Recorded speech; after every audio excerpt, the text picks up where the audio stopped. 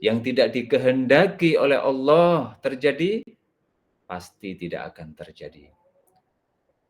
Masya Allahu kana, wa ma lam yasha' lam yakun.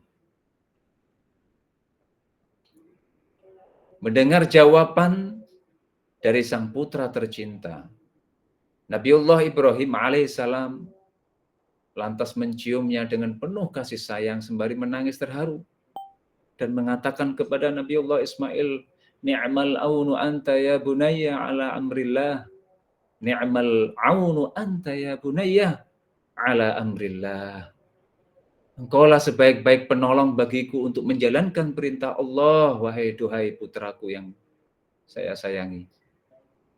Ini menggambarkan bahwa cintanya Nabiullah Ibrahim kepada sang anak adalah cinta karena Allah. Cinta karena Allah. Karena itulah, walaupun menanti selama begitu lama penantian untuk mendambakan seorang anak, di saat beliau sudah tidak muda lagi, Nabiullah Ibrahim umur 86 tahun, Masya Allah, mendapatkan anak. Ini yang ditunggu-tunggu. Namun beliau mencintai anak itu karena Allah. Ini bukti bahwa Nabiullah Ibrahim dan Nabiullah Ismail adalah sosok manusia yang benar-benar bisa menjadikan suri tauladan kita. Menjadi keluarga yang benar-benar saleh, keluarga yang bisa selalu dalam ketaatan kepada Allah. Sang anak membantu ketaatan kepada Allah bagi orang tuanya. Orang tuanya pun mensupport anaknya agar taat kepada Allah. Luar biasa. Ini adalah potret keluarga yang luar biasa. Lantas Nabi Ibrahim alaihissalam kemudian mulai menggerakkan pisau di atas leher Nabiullah Ismail. Akan tetapi pisau itu tidak sedikit pun dapat melukai leher Nabiullah Ismail. Mengapa demikian? Padahal pisau itu sudah diasah dengan luar biasa, sangat tajam. Tapi ketika digerakkan di leher Nabiullah Ismail, tidak bisa melukai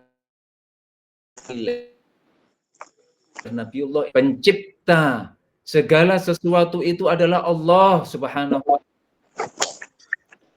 Allah lah pencipta segala sesuatu. Apapun yang terjadi di jagat raya alam semesta ini, terjadinya itu semua atas kehendak Allah. Allah lah yang menciptakan sehingga itu terjadi. Pisau hanyalah sebab.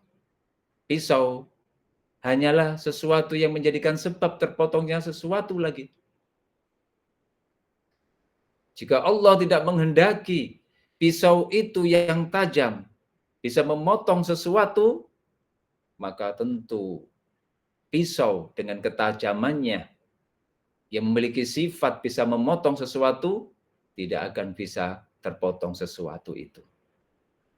Kalau Allah tidak menghendaki itu terjadi, maka tidak terjadi yang namanya terpotong sesuatu dari pisau yang tajam.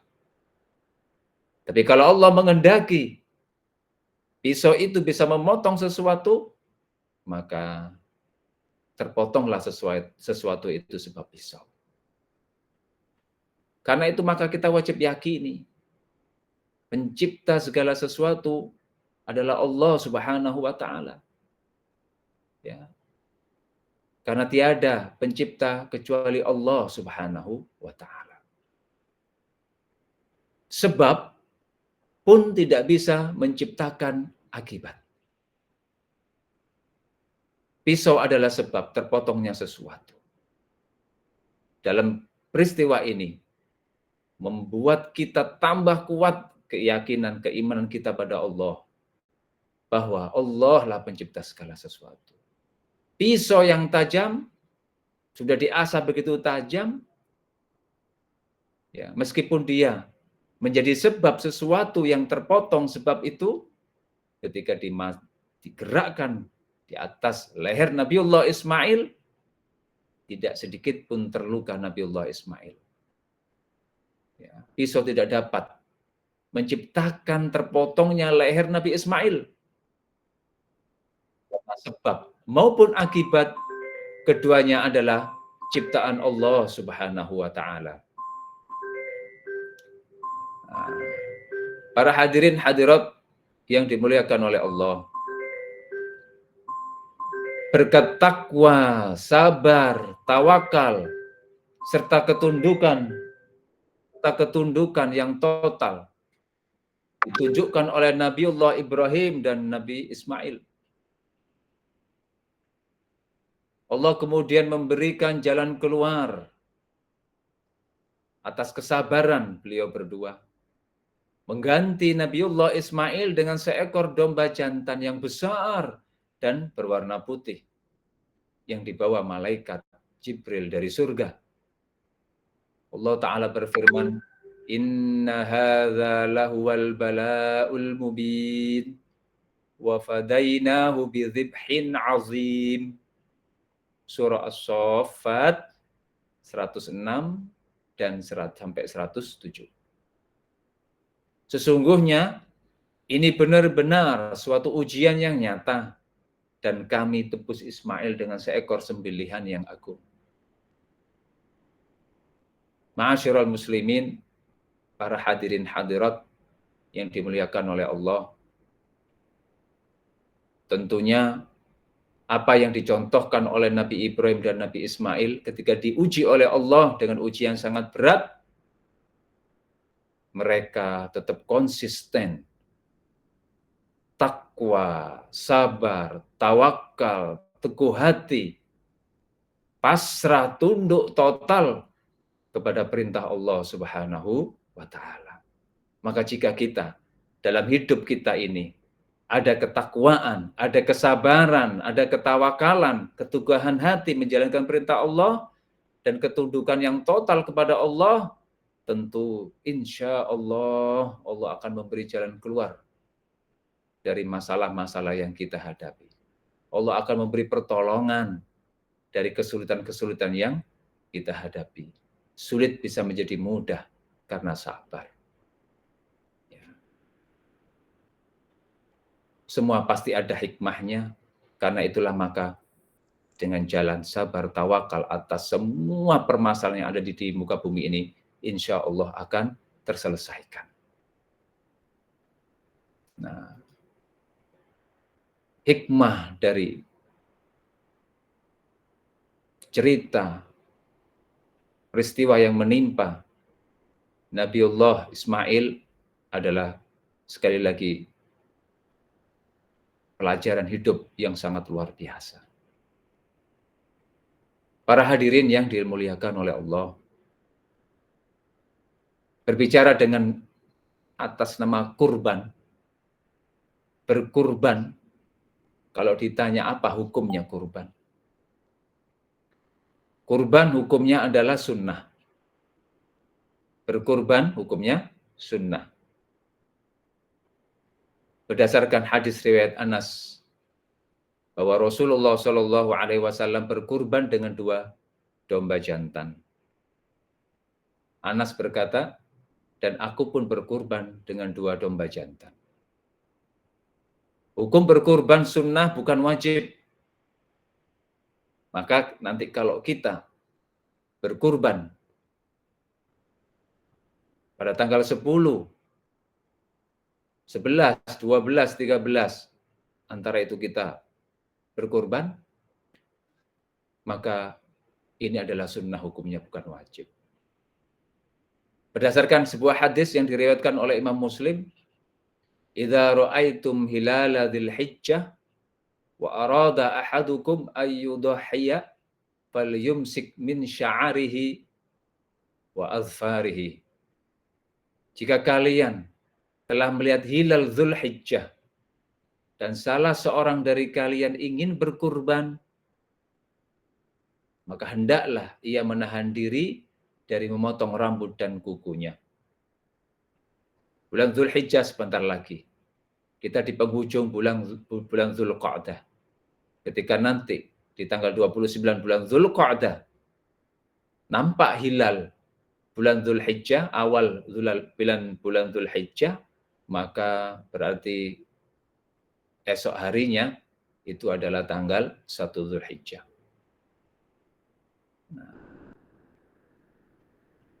Imam Syafi'i berkata,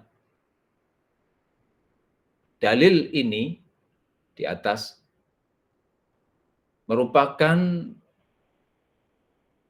dalil yang menunjukkan bahwa berkurban tidak wajib.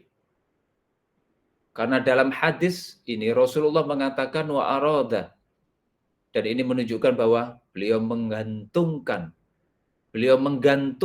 berkurban kepada keinginan orang yang berkurban. Seandainya hukumnya wajib, maka redaksi hadis itu adalah fala yamassa min sya'arihi hatta yudhhiya. Maka tentu redaksi tidak seperti itu. Para ulama termasuk Imam Syafi'i memaknai hadis itu adalah bahwa berkurban hukumnya sunnah.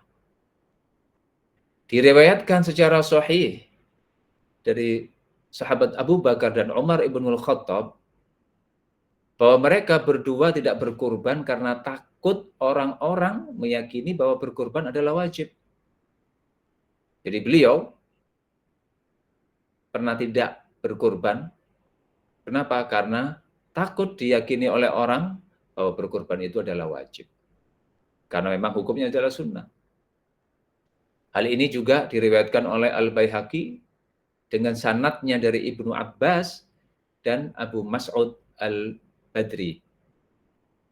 Karenanya maka Imam Syafi'i mengatakan di bab Ad-Dhuhaya dari Al-Buwaiti, beliau mengatakan al-udhiyatu sunnatun ala kulli man wajadas sabila minal muslimin min ahlil madaini wal qura wa ahlis safari wal hadar wal haji bimina wa ghairihim man kana ma'ahu hadyun wa man lam yakun ma'ahu hadyun. Kurban adalah sunnah bagi orang yang mampu di antara kaum muslimin, penduduk kota maupun desa, musafir atau mukim yang sedang berhaji di Mina dan lain-lain, baik yang membawa hadi atau tidak membawa hadi. Ini di antara yang mengatakan bahwa berkurban adalah sunnah muakkad. Hukumnya sunnah muakkad bagi yang mampu dan tidak wajib tentunya. Siapa di antaranya? Adalah Abu Bakar As-Siddiq radhiyallahu an, Umar ibnul Khattab radhiyallahu an, Bilal radhiyallahu an, Abu Mas'ud Al-Badri, Sa'id bin Al-Musayyib, Atha Al-Aswad, Malik, Ahmad, Abu Yusuf, Ishaq, Abu Thawr Al-Muzani, Dawud, dan Ibnul Munzir. Ini adalah yang menyatakan bahwa hukum kurban bagi yang mampu adalah sunnah muakkad. Bukan sunnah biasa, tapi sunnah muakkad dan tidak wajib. Adapun Rabi'ah, Al-Laits bin Sa'ad, Abu Hanifah, Al-Auza'i, mereka mengatakan hukumnya wajib bagi yang mampu, kecuali bagi yang sedang berhaji di Mina. Telah masyhur dari Imam Abu Hanifah bahwa beliau mewajibkannya bagi mukim yang memiliki harta seukuran satu nisab. Namun bagi Imam Syafi'i adalah sunnah. Lantas, apa keutamaan berkurban? Di antara hadis tentang keutamaan berkurban adalah hadis Aisyah radhiyallahu anha bahwa Rasulullah shallallahu alaihi wasallam bersabda, "Dhuhu wa tayyibu anfusakum fa innahu ma min muslim yastaqbilu bi dhabihatihi al-qiblata illa kana damuha wa farthuha wa sufuha hasanatin fi mizanihi yaumal qiyamah.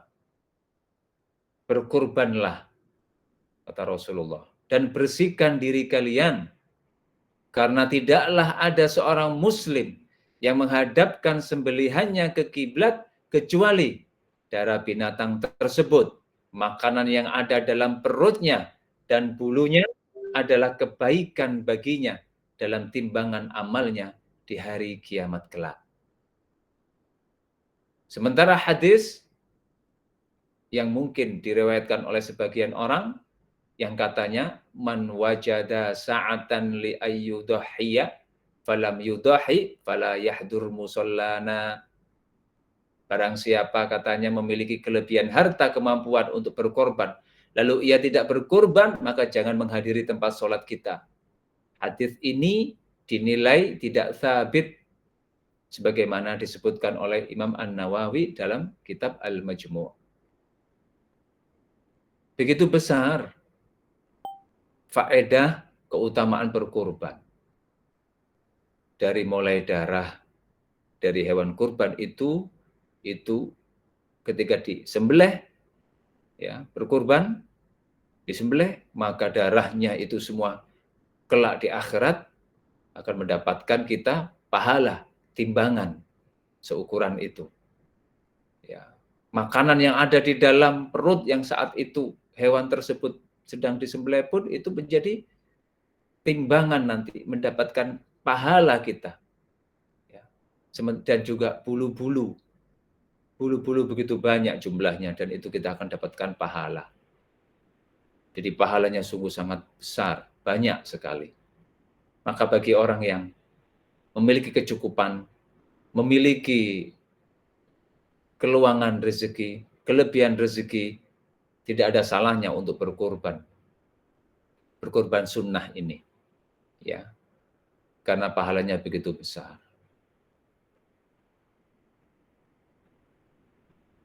Berikutnya, ketika kita memilih hewan kurban, bagaimana kriteria hewan kurban yang itu bisa untuk kita kurbankan? Nah, di sini dikatakan bahwa tidak mencukupi sebagian kurban kecuali jadza'ah do'an, thaniyah ma'as, sapi dan onta, sebagaimana dalam hadis, la tazbahu illa musinnatan illa an ta'assara alaikum fadhbahu jadza'atan minad do'n. Riwayat rawahu Muslim, diriwayatkan oleh Imam Muslim. Jangan kalian sembelih untuk kurban kecuali musinnah, kecuali jika sulit bagi kalian, maka sembelihlah domba berusia 1 tahun. Nah, jadi kriteria hewan kurban itu adalah jadza'ad do'n, domba berusia genap 1 tahun. Kalau jenisnya domba, biri-biri, ya, yang genap 1 tahun. Kalau onta, tsaniyah ibil, onta berusia genap 5 tahun. Sementara sapi, tsani bakor, sapi yang umurnya 2 tahun. Sementara kambing, yang bukan domba, maka tsani ma'as, yang genap berumur 2 tahun. Kambing Jawa genap berumur 2 tahun. Ini adalah syarat umur yang bisa dikorbankan. Dan tidaklah sah sebagai hewan kurban yang kondisinya adalah buta sebelah, atau dia sakit dalam kondisi sakit yang parah, atau kakinya pincang yang parah, maka ini tidak sah digunakan untuk berkurban meskipun genap umurnya seperti itu. Jadi pilihlah hewan kurban yang sesuai dengan apa yang sudah dijelaskan oleh syariat, agar betul-betul kita mendapatkan pahala yang begitu banyak. Sementara kapan kita berkurban? Waktu penyembelihan kurban adalah setelah berlalu sekedar waktu yang mencukupi untuk sholat 2 rakaat dan 2 khutbah pendek setelah matahari terbit. Ya, itu. Jadi setelah matahari terbit, lalu sholat Id, khutbah yang pendek dan sholat id, maka setelah itu waktunya menyembelih. Itu waktu yang dibenarkan untuk menyembelih. Lah bagaimana jika dipotongnya sebelum itu? Maka hukumnya tidak sah. Berdasarkan hadis Bukhari, Al-Bukhari dan Muslim dari Al-Bara', beliau berkata, khotbah Rasulullah sallallahu alaihi wasallam yauman nahri ba'da shalah. Faqal man shalla salatana hadhihi wa nasaka nusukana faqad asaba sunnatana. Wa man nasaka qabla salatina fatilka syatu lahmin falyathbah makanahu. Rawahul Bukhari wa Muslim. Rasulullah berkhutbah pada hari raya kurban setelah sholat. Beliau berkata, orang yang sholat seperti sholat kita ini, dan orang yang menyembelih kurban seperti sembelihan kita, maka ia telah mendapatkan sunnah. Akan tetapi, orang yang menyembelih sebelum pelaksanaan sholat seperti kita ini, maka itu hanyalah daging kambing biasa. Maka harus dipotong sebagai gantinya untuk kurban. Harus dipotong lagi kalau mau niatnya untuk berkorban sunnah. Maka yang tadi sebelum pelaksanaan selesai sholat kok sudah dipotong, maka itu tidak dianggap sah. Makanya harus diulangi. Kambing yang lain, bukan kambing yang sudah mati, kambingnya yang lain, yang masih hidup. Nah, di dalam menyembelih, disunahkan dihadapkan ke kiblat. Dan juga disunahkan membaca Bismillah. Lalu bertakbir dan mengatakan Allahumma taqabbal minni. Allahumma taqabbal minni. Ya Allah, terimalah dariku. Ini adalah sunnah. Ya. Lantas setelah dipotong, dibagi kemana itu hewan kurban, dagingnya. Jika kurbannya adalah kurban sunnah, maka disunnahkan memakan sepertiga dari kurban sunnah dia. Lalu sepertiganya lagi dihadiahkan. Lalu disedekahkan sepertiganya lagi. Berdasarkan ayat fakulu minha wa at'imul qani'a wal mu'tar, surah Al-Hajj ayat 36. Makanlah dari daging sembelihan dan berikan makan dengannya bagi orang fakir yang tidak meminta-minta dan orang fakir yang meminta-minta. Nah, ini adalah jika kurbannya sunnah. Berikutnya, beberapa hal yang perlu diperhatikan ketika melaksanakan sembelihan pada Idul Adha nanti, tidak boleh menjadikan kulit atau selainnya sebagai upah untuk tukang potong hewan tersebut. Jadi hukumnya tidak dibolehkan.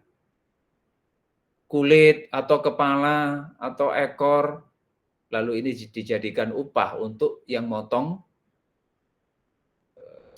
kurban. Ini tidak dibolehkan. Sebagaimana hadis dari Sayyidina Ali, amaroni Rasulullah sallallahu alaihi wasallam an aquma ala budnihi fa aqsimu jilalaha wa juludaha wa amaroni alla u'tiyal jazira minha syai'a wa qala nahnu nu'tihi min indina. Rawahul Bukhari wa Muslim. Maknanya, Rasulullah memerintahkan aku, kata Sayyidina Ali, untuk mengurus unta-unta beliau. Lalu aku bagikan kain penutupnya dan kulitnya. Dan beliau perintahkan aku untuk tidak memberikannya sebagai upah untuk tukang potong. Dan beliau bersabda, kami memberinya dari harta kami. Ya, kami memberinya dari harta kami. Upah itu diberikan terpisah, bukan bagian dari hewan. Hewan kurban itu tidak boleh untuk dijadikan upah bagi tukang potongnya. Jadi harus diberikan uang yang lain, ya, yang bukan dari sembelihan tadi. Intinya tidak boleh bagian dari hewan kurban dijadikan upah bagi pemotong hewan tersebut. Imam Syafi'i dalam semua nas-nasnya beliau, juga pengikut-pengikut beliau bersepakat tidak boleh dijual sedikit pun. Tidak boleh dijual sedikit pun dari sembelihan, hadi, dan kurban. Baik itu kurbannya itu bersifat nazar yang wajib ditunaikan, atau kurban sunnah, ya, baik daging, lemak, kulit, tanduk, bulu maupun lainnya, tidak boleh dijadikan ini sebagai barang untuk dijual juga. Ya. Tidak boleh dijual. Maksudnya tidak boleh dijual ketika kita sepertiga kita makan, maka daging ini tidak boleh kita jual. Walau kita menyembelih itu adalah kambing kita. Kalau sunnah, misalkan tadi ada sepertiga, kita makan sendiri, sepertiga kita hadiahkan, ya, sepertiga kita kasih ke fakir. Nah, kalau untuk kita, sepertiga ini daging ini tidak boleh dijual, harus dimakan. Ya. Sementara yang dihadiahkan ke orang juga, ke orang kaya misalkan, itu tidak boleh dijual. Tapi kalau ke orang fakir, kita kasih ke fakir, itu lain cerita. Itu sudah hak milik fakir. Ya. Namun, lebih amannya seperti ini. Tidak boleh dijual sedikit pun dari hadi, kurban, baik kurban nazar ataupun kurban sunnah. Baik daging, lemak, kulit tanduk, bulu maupun lainnya. Jadi nggak usah dijual. Kalau dikasih daging dari masjid, udah makan. Kalau nggak habis kita kasih ke orang, seperti itu. Ya. Sementara di mana tempat kita berkurban, ya tempatnya adalah di tempat tinggal orang yang berkurban. Baik desanya atau tempat tujuan safarnya, itu dibolehkan. Seandainya dia itu orang, katakanlah orang Aceh, Banda Aceh, lalu dia pergi musafir saat itu ke misalkan Jakarta. Sampai di sana dia Idul Adha. Lalu dia ingin berkorban di sana. Maka boleh hukumnya untuk yang namanya berkorban di sana. Walau rumahnya di Banda Aceh, itu misalkan. Berbeda dengan hadyu. Hadyun ini adalah khusus disembelih di tanah haram. Makanya hadyun ini adalah istilah khusus menyembelih hewan di tanah haram. Karena hendak menghalalkan ihram haji karena dia tidak bisa masuk ke tanah haram. Dengan sebab-sebab tertentu. Maka hadyu ini tidak boleh disembelih kecuali di tanah haram. Berkurban yang afdal itu dipotong di rumah dengan disaksikan keluarganya. Ini yang afdal. Kalau kita nggak bisa potong sendiri, ya kita bawa ke orang yang tukang potong. Nah, ini adalah sekelumit tentang masalah yang berhubungan dengan kurban. Ya, semoga bisa kita pahami. Kesimpulannya adalah di antaranya yang bisa kita ambil kesimpulan bahwa berkurban itu ada aturannya, maka kita harus ikuti aturan itu. Ya, tidak boleh sesuka hati kita ngikutin orang tapi tidak tahu dasar hukumnya. Lebih baik kita mempelajari seperti ini, kemudian kita akan jalankan sebagaimana syariat tersebut. Nah, yang sering nanti ditanyakan orang biasanya, Kalau memotong kuku atau rambut bagi orang yang berkorban, keinginan berkorban bagaimana? Ya, sudah dijelaskan tadi bahwa hukumnya itu makruh memotong kuku, rambut, dan anggota tubuh bagi orang yang berkorban setelah memasuki 1 Dzulhijjah. Itu ya. Jadi lebih baik bagi orang kita yang mau ada niatan nanti ya untuk berkorban, maka pas tanggal 1 Dzulhijjah kita tidak potong kuku, tidak potong rambut. Sampai kapan? Sampai ditunaikan yang namanya disembelih korban kita, hewan korban kita. Yaitu setelah sholat Idul Adha. Setelah sholat Idul Adha dan ceramahnya selesai, baru disembelih. Ketika itu sudah ya boleh memotong kuku dan rambutnya. Maka sebelum masuk Dzulhijjah, bagi yang punya kuku panjang, rambutnya sudah berantakan, ya dirapikan. Ya, sehingga tidak menunggu cukup lama sih, Luman. Walaupun ini hukumnya bukan wajib loh ya, tapi hukumnya tadi kalau dipotong itu makruh. Menurut sebagian teks pada kitab-kitab para ulama. Baik, ini mungkin yang bisa kita sampaikan, kurang lebih mohon maaf. Saya kembalikan, sebelum saya kembalikan, saya mengucapkan terima kasih atas partisipasi dan kehadirannya. Semoga apa yang kita sampaikan malam hari ini bermanfaat bagi pribadi, utamanya juga bagi para hadirin dan hadirat. Wallahu ta'ala alam ahkam. Saya kembalikan kepada admin. Assalamualaikum warahmatullahi wabarakatuh. Waalaikumsalam warahmatullahi wabarakatuh. Alhamdulillah, baik itulah materi kita pada malam hari ini. Selanjutnya kita beralih ke sesi tanya jawab, nggih Ustaz? Insya Allah. Baik.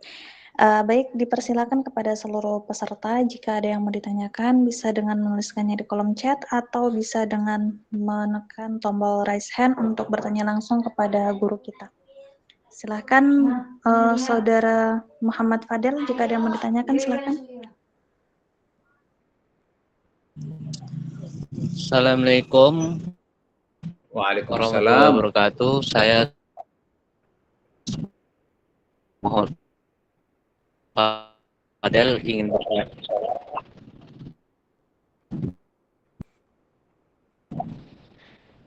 Izin bertanya Ustadz. Baik, Insya Allah. Ya silakan. Tentang masalah kait kurban tadi, Ustadz. Apakah hewan itu harus disembelih dengan bacaan Bismillah?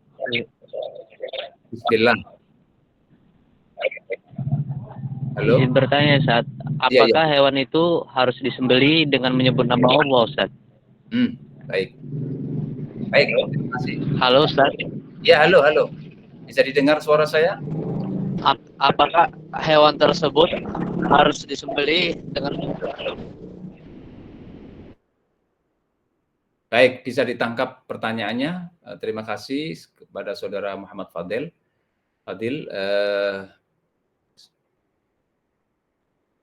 Sembelihan itu yang menyembelih syaratnya agar itu sah, yang menyembelih itu harus orang Islam. Itu yang pertama. Hewan sembelihan itu menjadi dagingnya halal ya jika hewannya itu adalah hewan yang halal dimakan dan harus disembelih dulu baru bisa dikonsumsi dagingnya, maka menjadi syarat agar itu bisa kita makan. Yang pertama adalah orang tersebut muslim, yang menyembelih muslim. Ya. Yang kedua, sembelihannya itu benar, telah memutus dua jalur yang ada di leher hewan sembelihan, jalur nafas dan jalur makanan, itu terputus. Nah, jika dua perkara ini ya dilaksanakan, maka sembelihan itu halal untuk dagingnya kita makan. Ingat, daging hewan yang halal dimakan loh ya. Kalau babi meskipun digituin tetap haram karena babi haram. Ini kita ngomong, tidak kita bahas lagi tentang hewan itu apakah memang halal dimakan, boleh dimakan atau enggak. Nah, itu tidak kita bahas. Yang jelas hewannya pasti harus secara syariat boleh dimakan. Halal untuk dimakan seperti kambing, sapi, dan seterusnya. Nah, cara menyembelih agar itu dagingnya halal untuk kita konsumsi, penyembelihnya harus muslim. Yang kedua adalah terpotong, terputus dua saluran di lehernya. Itu saluran untuk nafas sama saluran untuk makannya si hewan ini. Nah, itu. Sementara disunahkan, ingat, disunahkan ketika menyembelih kurban hewan itu menghadapkan ke kiblat. Itu sunnah, bukan hukumnya rukun ataupun wajib, bukan. Sunnah. Membaca bismillah itu sunnah. Itu ya. Jadi jangan sampai salah paham. Yang penting yang menyembelih itu muslim. Itu yang dulu. Kalau dia ketika nyembelih si muslim ini benar, lalu menghadapkan ke kiblat, dapat pahala sunnah dia. Membaca bismillah, dapat pahala sunnah dia yang menyembelih ini. Itu ya. Sampai sini bisa dipahami oleh Muhammad Fadil.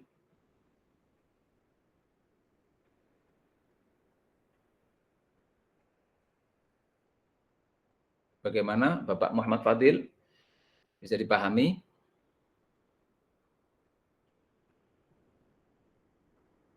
Oh, tidak jawab mungkin. Baik, Ustaz, bisa, Ustaz.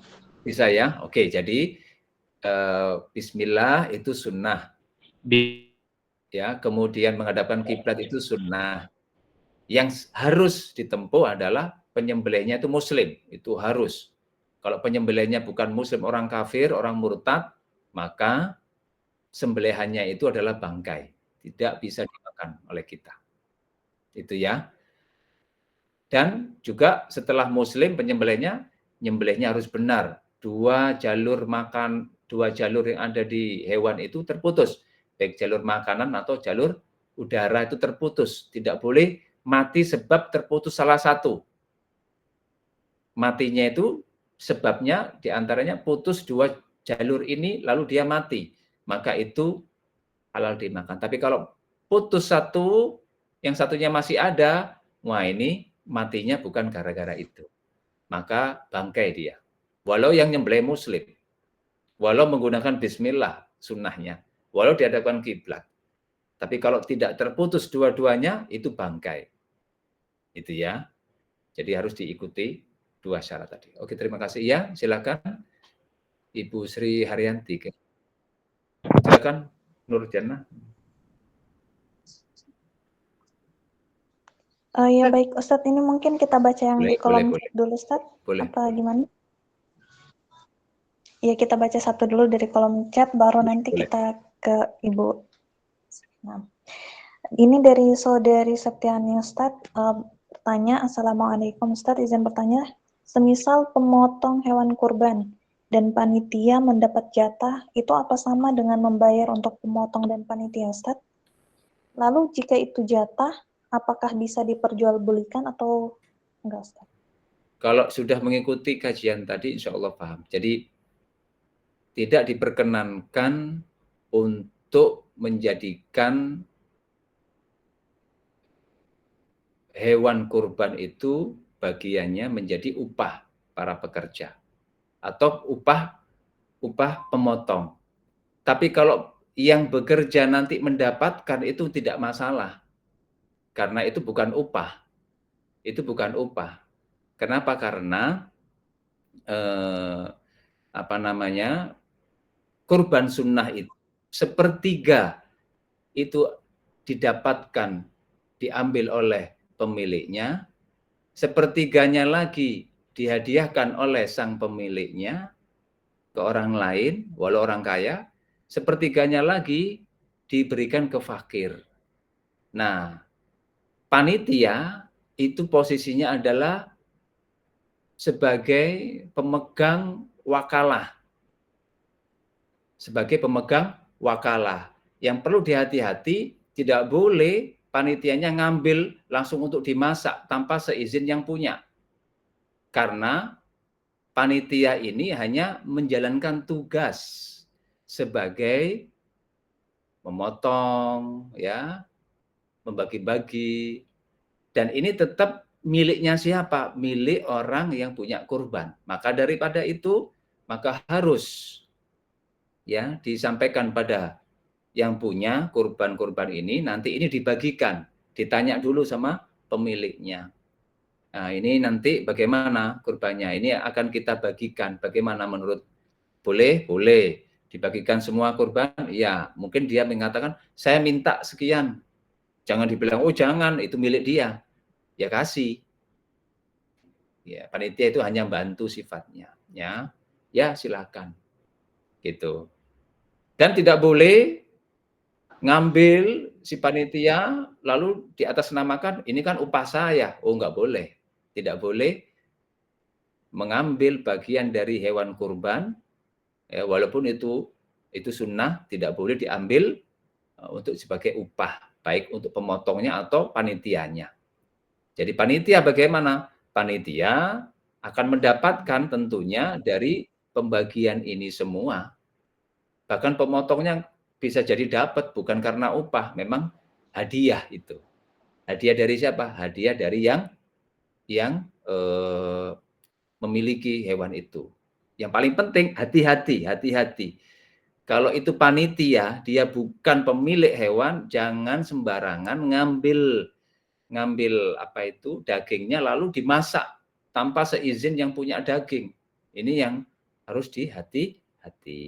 Sehingga kalau seandainya, makanya nanti kalau bisa yang punya hewan kurban itu datang menyaksikan. Sunnahnya gitu, datang menyaksikan ketika disembelih keluar darahnya, Masya Allah. Itu kita akan dapatkan pahala melihat hewan kita disembelih. Nah, disitulah kita saksikan ini disembelih ini semua. Nah, panitianya nanti tinggal izin aja sama yang punya hewan itu, Pak, ini kita mau masak ini, gimana Pak? Ya, ini saya kasih untuk dimasak. Itu boleh karena yang punya, gitu ya.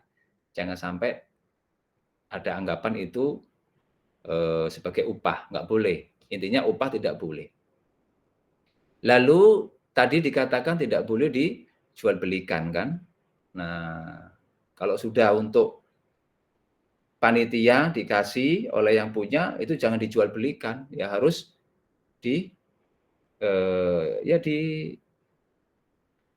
dimasak atau diberikan lagi ke orang gitu.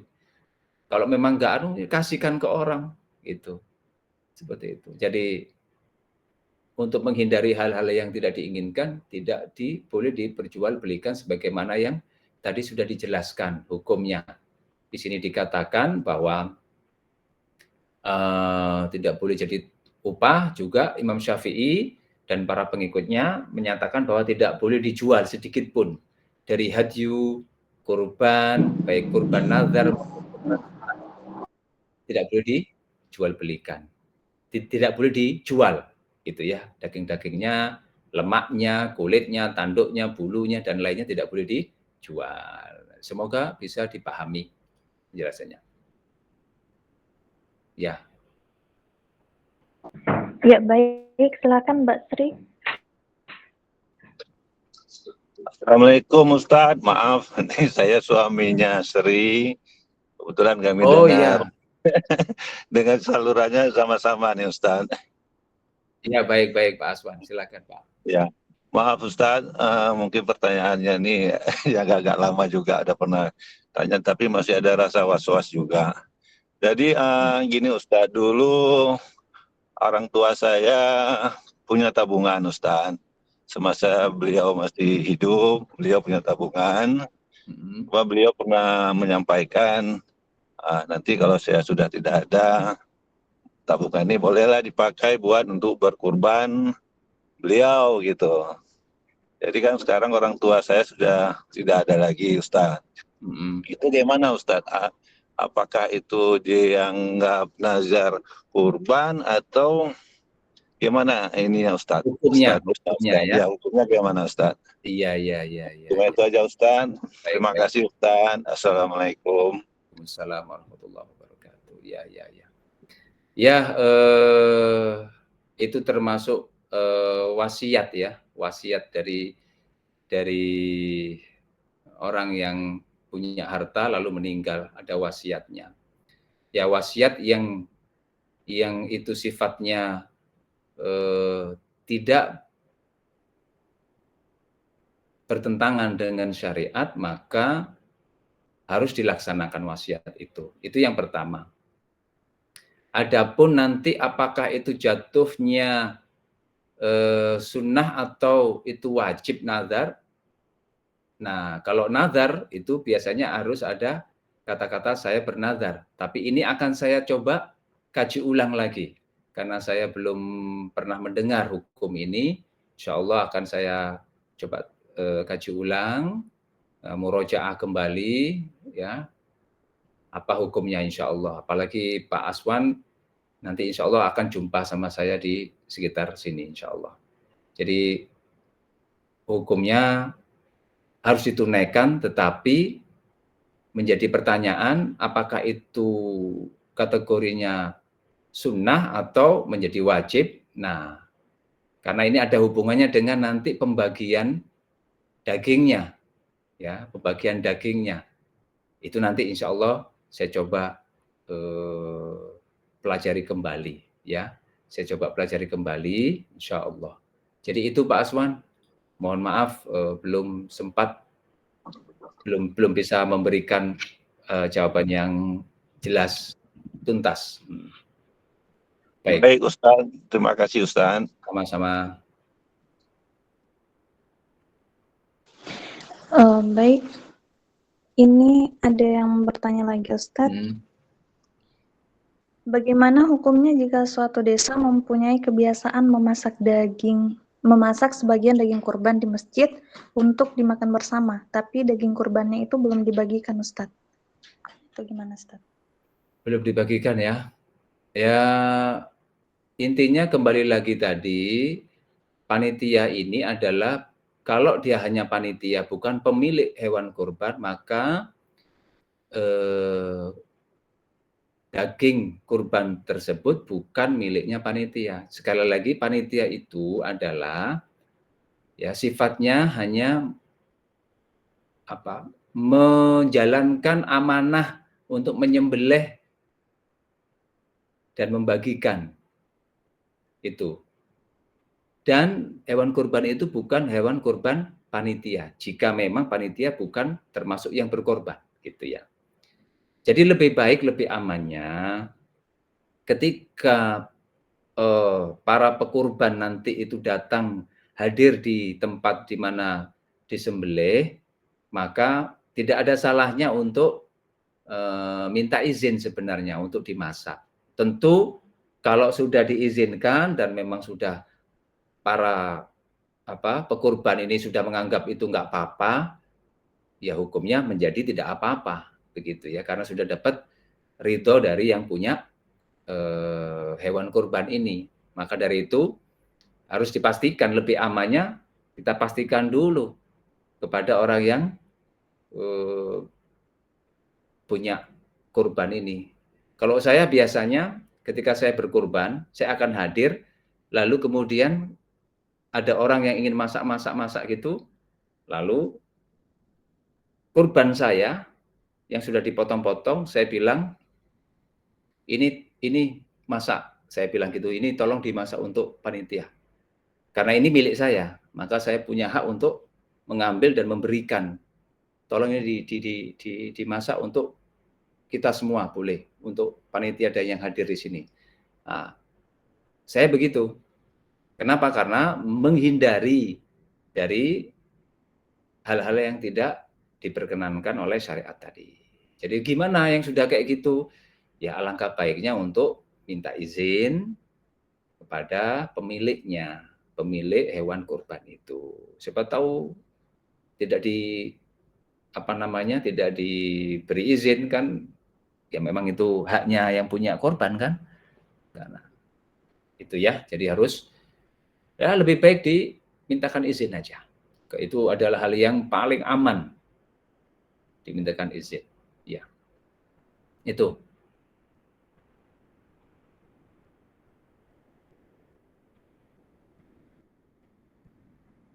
Ya, Afwan. Ya, silakan. Baik Ustadz, ini satu pertanyaan lagi mungkin Ustadz, pertanyaan terakhir. Ya, terakhir. Izin bertanya Ustadz, usia hewan kurban sapi berapa Ustadz? Usia hewan kurban sapi. Tadi kalau sapi itu sekitar umurnya 2 tahun. Ya 2 tahun. Ya, 2 tahun. Di sini dikatakan yang sudah saya jelaskan tadi ada beberapa jenis hewan kurban kan. Kalau domba usia genap 1 tahun. Kalau onta genap 5 tahun. Kalau sapi 2 tahun. 2 tahun. Kalau kambing Jawa 2 tahun. 2 tahun juga. Jadi yang 2 tahun itu sapi dan kambing Jawa. Sementara yang biri-biri ya atau domba itu 1 tahun. Kalau onta itu yang 5 tahun. Itu ya. Baik Ustadz, mungkin kita cukupkan sesi tanya jawab kita. Ya. Baik, dengan berakhirnya tanya jawab maka berakhir pula kajian kita pada malam hari ini. Terima kasih banyak kita ucapkan kepada narasumber kita pada malam hari ini, Ustadz Dr. Fajarul Falah, MA Hafizahullah Ta'ala. Dan terima kasih banyak juga kepada teman-teman semua yang telah hadir di dalam room ini, mengikuti kajian pada malam hari ini sampai selesai. Dan saya mohon maaf yang sebesar-besarnya jika terdapat banyak kekurangan dalam kajian kita pada malam hari ini dan terdapat salah kata dari saya. Sekali lagi saya mohon maaf. Baik, silakan Ustadz ditutup dengan doa kajiannya Ustadz. Baik, mari kita tutup kajian kita dengan doa. Semoga Allah Ta'ala mengabulkan doa kita. A'udzubillahi minasyaitonirrajim. Bismillahirrahmanirrahim. Alhamdulillahi rabbil alamin. Hamdan yuafi ni'amahu wa yukafi'u mazidah. Ya Rabbana lakal hamdu kama yanbaghi li jalali wajhikal karimi wa 'azimi sultanik. Allahumma shalli ala sayyidina Muhammad tibbil qulubi wa dawaiha wa afiyatil abdani wa shifaiha wa nuril absari wa diyaiha wa ala alihi wa sahbihi wa sallim. Allahumma ighfir lana dhunubana wa liwalidina warhamhum kama rabbawna shighara walil mu'minina wal mu'minat wal muslimina wal muslimat al ahya'i minhum wal amwat innaka sami'un qaribun mujibud da'awat wa ya qadiyal hajat. Allahumma kfina bihalalika an haramika wa aghnina bifadlika amman siwak. Allahumma inna na'udzubika minal hammi wal hazan wa minal ajzi wal kasal wa minal bukhli wal jubn wa min ghalabatid daini wa qahrir rijal. Rabbana zalamna anfusana fa illam taghfir lana wa tarhamna lanakunanna minal khasirin. Wa tub alaina innaka antat tawwabur rahim. Allahumma 'allimna ma yanfa'una wa anfa'na bima 'allamtana wa zidna ilman ya rabbal alamin. Allahumma arinal haqqa haqqan warzuqna ittiba'ah wa arinal batila batila warzuqna ijtinabah. Allahumma rabbana atina fid dunya hasanah wa fil akhirati hasanah wa qina adzaban nar wa adkhilnal jannata ma'al abrar ya aziz ya ghaffar ya rabbal alamin. Wa sallallahu ala sayyidina Muhammadin nabiyil ummi wa ala alihi wa sahbihi wa baraka wa sallam bi rahmatika ya arhamar rahimin. Walhamdulillahi rabbil alamin. Alhamdulillah, terima kasih atas semuanya. Barakallahu fikum jami'an wa ahsanallahu ilaikum. Saya akhiri, assalamualaikum warahmatullahi wabarakatuh. Waalaikumsalam warahmatullahi wabarakatuh. Barakallahu fikum. Amin. Baik, mohon undur diri juga Ustaz. Ya, saya mohon izin dulu. Terima kasih. Yes. Ya, Naam. assalamualaikum. Waalaikumsalam warahmatullahi wabarakatuh. Jazakallah ahsanal jazaa. Amin. Amin. Baik.